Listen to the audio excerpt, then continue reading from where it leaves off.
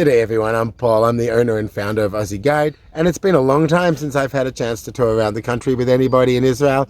Of course, there's still no sign of anybody coming back anytime soon, and we really miss you guys. I miss being out on the road, I miss being able to show you around the country, and so do the other guides in the Aussie Guide team. In the meantime, I put this little video together, and I'm going to show you around the Jewish Quarter and some of the main sites there are to see. And what better place to tour than in the city of Jerusalem, where the miracle of Hanukkah happened. This is my first attempt of a virtual tour, and I've called it the Rona edition. I tried hard to make this video different than anything else you may have already seen. I've broken it down into 4 parts, and over the course of Hanukkah, you'll get to see each and every one of those parts, and I hope you like it. Come on over with me to Jerusalem and let's go check out the old city and the Jewish Quarter. I'll see you guys at the end of part 1. Are you guys ready? Great. Let's go.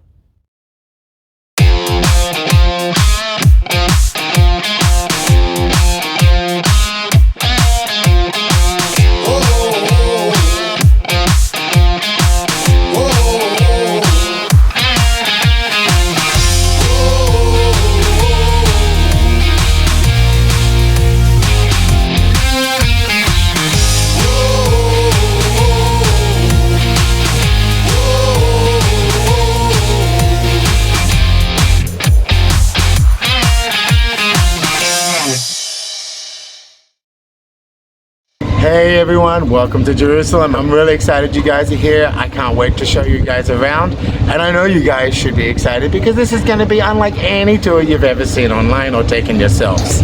We're concentrating today in the Jewish Quarter, and we're going to show you a few of the sites around the city. Some of them are free, some of them you may have to pay for. So guys, let's get started. Let's go straight into it. Now I know that Israel's mentioned a lot on the news, but I also know that many of you don't know exactly where Israel is located. So let's go for a quick spin around the globe and let's show you. Israel is found on the junction of 3 continents, Europe, Africa, and Asia. Israel is on the far eastern side of the Mediterranean. Israel is directly bordered by Egypt, Jordan, Syria, and Lebanon. Now these are the current borders of Israel without getting into the politics of the areas controlled by the Palestinian Authority. And the capital, Jerusalem, as you can see, is almost in the center of the country, slightly to the east. Okay, now we're going to zoom on in and we're going to have a look at the current municipal borders of the city limits as they are today. Now in the heart of the city is the old city, so let's zoom in even more so you can see the walls of the old city and the area that it covers today. Now if you're someone that likes the facts, then here's some facts of the old city for you. The length of the walls is just over 4 kilometers. The height is on average about 12 meters, thickness is about 2.5 meters, and the entire surface area of the old city is roughly 1 square kilometer. And within the walls, you have 4 quarters, 3 religions, and roughly 40,000 inhabitants. The 4 quarters are broken down into the Christian quarter, the Armenian, which is Orthodox Christian quarter, the Muslim quarter, and of course the Jewish quarter. And today we'll be concentrating our tour within the Jewish quarter. Alright, time for a quick quiz. How old are the walls of the old city today? Are they A, 3,000 years old, B, 2,000 years old, C, 1,000 years old, or D, 500 years old? And the answer is, drum roll please,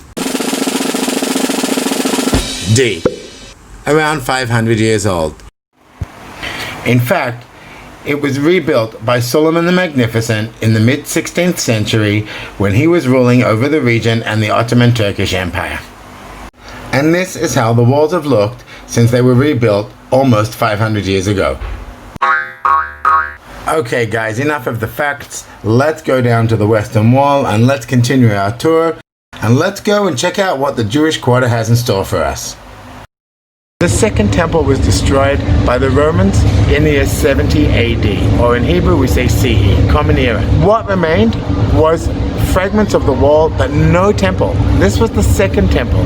For thousands of years, Jews have been praying towards this wall, the last visible remnant of the last temple, the second temple, of the Jewish people. It is the closest place that Jews can get to where the temple actually stood, and the Holy of Holies, where the 10 Commandments in the first temple stood and the cherubim stood in the second temple. Today, that rock, which is known as Mount Moriah, is covered by that golden dome, which is why the building is called the Dome of the Rock. When King Herod renovated and redeveloped the Temple Mount to create a temple for all the people and all the Jews everywhere. He planned to build the most beautiful and grandest building the world had ever seen. Now this was, of course, the temple to the one and only God. However, to achieve this, he needed to destroy the current temple and build a new platform that would support this new temple. And so, before any stone was removed, he prepared all of the material before one stone from the old temple was removed. And with tens of thousands of paid workers, plus help from the Roman engineers and architects, he set out to build the world's most beautiful building. And in the Talmud it says, whoever has not seen Herod's building has not seen a beautiful building in their lifetime.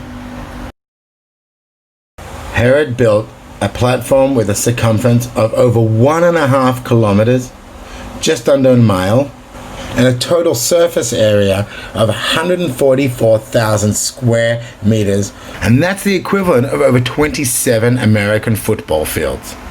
Oh, if you're like me and you're Australian, or if you're from Melbourne too, then that's more than 8 MCG ovals. That's huge! The Western Wall is actually made up today of a number of different layers from different periods going back 2,000 years. And the Western Wall today, as you can see this image, is just a small fraction of the entire wall and is not even 15% of the entire length of the Western Wall today. Now on this schematic you can see where the Holy of Holies was, and you'll see the vicinity of the Western Wall, and this is why the Western Wall became the holiest site for the Jews since the destruction of the Second Temple. And since June 1967, when Israel reunified the entire city of Jerusalem, free and unlimited access is now available to Jews and non-Jews alike at all times, every day of the year. And people come from all over the world to pray, put a prayer note in the wall, and have that special spiritual connection between God, the land, the people, and the temple that once stood on Mount Moriah. And now you guys should have a better understanding of why the Kotel, the Western Wall, is the holiest site for all the Jewish people all over the world. Okay, that was the end of part 1. Did you guys enjoy that? Did you have a good time? Did you learn something? Let me know in the comments below. And I hope you guys are excited for part 2. I'll be releasing that in the next couple of days. So make sure to like and subscribe to the Facebook and the YouTube channel. That way you'll get notified the moment it goes live. Thanks again for watching, guys. I can't wait to see you in part 2 as we continue our tour through the old city. And in the meantime, enjoy your pachkas, your latkes, and your dreidels. Have a great time. And I'll see you guys in part 2. Hug some out. Take care. Be well. Bye for now.